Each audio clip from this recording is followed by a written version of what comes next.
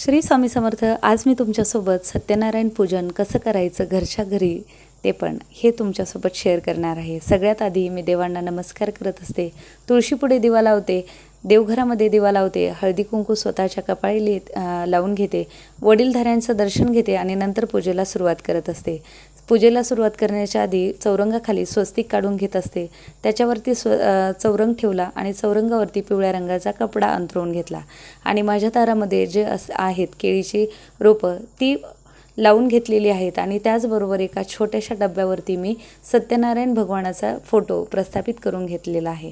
त्याच्यानंतर मी एक कलशावरती स्वस्तिक काढून 4 दिशांना उभ्या रेषा ओढून घेत आहे आणि त्याचबरोबर त्याच्यामध्ये आपण पाणी टाकून घ्यायचं आहे. कलश मांडण्याआधी आपण एक राशी मांडायची, ती एकतर गव्हाची असते किंवा तांदळाची. आता मी इथं गहू टाकून घेत आहे. गव्हाची राशी ठेवायची. राशीवरती आपल्याला कलश मांडून घ्यायचा आहे. कलशामध्ये पाणी भरायचं. कलशात आपण कोणकोणत्या वस्तू टाकणार आहेत हेही तुमच्यासोबत मी सांगते. पाणी भरल्याच्या नंतर प्रथम हळदी कुंकू वाहून घ्यायचं आणि त्याच्या आधी मी आंब्याचे डहाळे समोरून मांडून घेत आहे. आता हे केल्याच्या नंतर कलशामध्ये हळदी कुंकू वाहून घेत आहे. हळदी कुंकू अक्षता व्हायच्या. त्याच्यानंतर 1 रुपयाचं नाणं, सुपारी, हळकुंड आणि एक तुळशीचं पान टाकून घेत आहे. तुळशीच्या पानामुळे आपल्या गंगा, गोदावरी, नर्मदा, कावेरी या नद्यांचं नाव घेत आपण जर कलशामध्ये पाणी टाकलं तर 7 नद्यांचं पाणी भरल्याचं पुण्य मिळतं. त्याच्यानंतर मी 5 नागिनीची पानं ठेवली. ताटावरती तांदूळ भरून घेतलेले आहेत आणि हे नवग्रहाच्या 9 सुपाऱ्या ठेवणार आहे. आधी पूजा मी छान मांडणी करून घेत असते. आता 2 नागवेलीची जोडं अशी 3 पानं ठेवायची. त्याच्यावरती काय करायचं, 3 सुपाऱ्या मांडून ठेवायच्या. त्याच्या आधी तांदळाची रास ठेवायची बरं का, आणि 3 सुपाऱ्या मांडून घ्यायच्या. आता ह्या 3 सुपाऱ्या कोणकोणत्या असतात हेही तुमच्यासोबत मी शेअर करणार आहे. त्याचबरोबर एक नारळाला वरती स्वस्तिक काढून घ्यायचं, त्याला पुजून घ्यायचं आणि नारळ आपल्या डाव्या बाजूला म्हणजे भगवान श्रीहरी विष्णूच्या उजव्या साईडला आलं पाहिजे. नारळाचं फळ उजव्या साईडला ठेवायचं. अगदी अशाच पद्धतीनं चौरंगावरती नारळ ठेवून द्यायचं आहे. श्रीफळ म्हणतात त्याला. श्रीफळाला असंच ठेवायचं आणि आता मी पूजन करत आहे.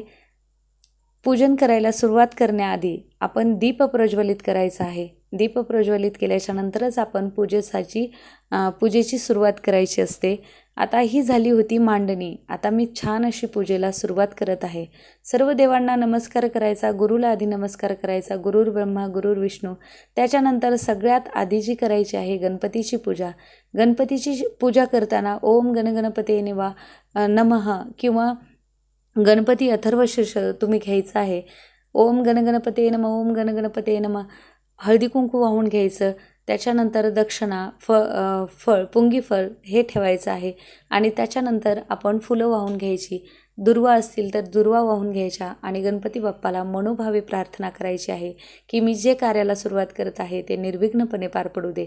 त्याच्यानंतर कुलदेवतेच्या सुपारीवरती पाणी व्हायचं आणि नंतर कुलदेवतेचं नामस्मरण करत हळदी कुंकू वाहून घ्यायचं. पंचोपचारे पूजा करायची. नैवेद्य ठेवायचा. खारीक, वाटी, सुपारी हे ठेवायचं. दक्षिणा ठेवायची आणि नमस्कार करायचा. कुलदेवतेचा जप मनामध्ये चालू ठेवायचा आणि नंतर येते ती वरुणदेवतेची. वरुणदेवतेची पण सुपारीवरती असाच अभिषेक करायचा.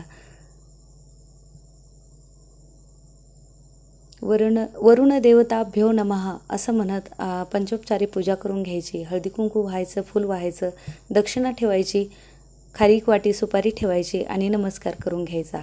त्याच्यानंतर असते ती नवग्रहाची मांडणी करून घ्यायची आहे आपल्याला. मी आता इथं 3ही देवाची पूजा करून घेतल्याच्या नंतर नवग्रहाची मांडणी करून घेत आहे. नवग्रहाची पूजा करताना आपण नवग्रहावरती फुलांचा, पाण्याचा अभिषेक करायचा. ब्रह्मा मुरारी त्रिपुरांतकारी भानु शशी भूमिसुतो बुधश्च गुरुश्च शुक्र शनी राहू केतवा सर्वे ग्रहा शांती करा भवंतु असं म्हणून नमस्कार करायचा आहे. नवग्रहाची प्रार्थना किंवा नवग्रह स्तोत्रही म्हणू शकता तुम्ही. आता मी पंचोपचारी पूजा करून घेतलेली आहे. त्याचबरोबर आता सगळ्यात महत्त्वाची म्हणजे बाळकृष्णाची पूजा. तुमच्याकडे बाळकृष्ण ताम्हणामध्ये ठेवायच्या आधी तांदूळ ठेवून घ्यायचे आहेत. त्याच्यानंतर त्याच्यावरती मी बाळकृष्णाची मूर्ती ठेवलेली आहे आणि आता मी अभिषेक करून घेणार आहे. मी आधी पळीनं पाणी सोडत श्री बाळकृष्ण देवताभ्यो नमः असे म्हणत बाळकृष्णाचा कृष्णाय वासुदेवाय हरे परमात्मने प्रणतक्लेशनाशाय गोविंदाय नमो नमः हरे कृष्णा हरे रामा असा मंत्र म्हणत तुम्ही अभिषेक करू शकता. त्याच्यानंतर आपण दूध, दही, तूप, मध त्याचबरोबर साखर म्हणजे पंचामृतानेही देवाला अभिषेक करायचा आहे. पंचामृताने अभिषेक करताना आपल्याला पुरुष सूक्ताचं वाचन करायचं आहे, श्री सूक्ताचं वाचन करायचं आहे. जर येत नसेल तर सरळ यूट्यूबवरती लावायचं आणि पुरुष सूक्त आणि स्त्री सूक्त म्हणून घ्यायचं. त्याच्यानंतर व्यंकटेश स्तोत्र येत असेल तर अतिशय उत्तम, ते म्हणायचं आणि अभिषेक पूर्ण करायचा. अभिषेक झाल्याच्या नंतर मूर्तीला छान असं पुसून घ्यायचं आणि नंतर मग आपल्याला तिचा शृंगार करून जागेवरती ठेवायचा आहे. आता हे बघा, मी पंचामृतानं स्नान करून घेत आहे.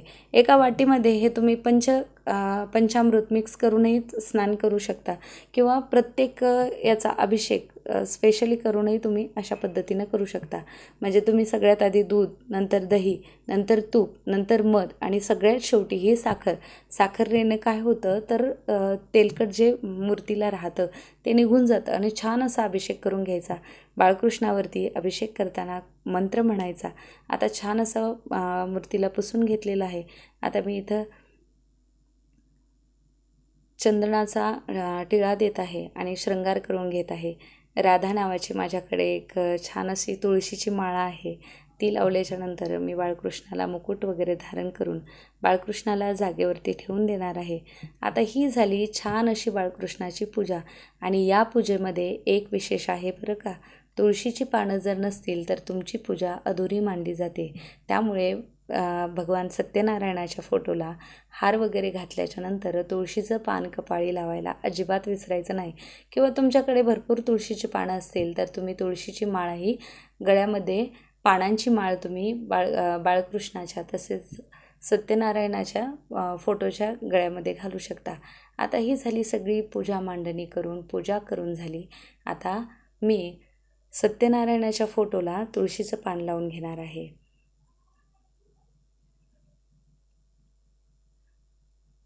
खूपच सुंदर दिसतं आणि तुळशीच्या पानाशिवाय सत्यनारायण पूजन खरोखरच पूर्ण होत नाही बरं का.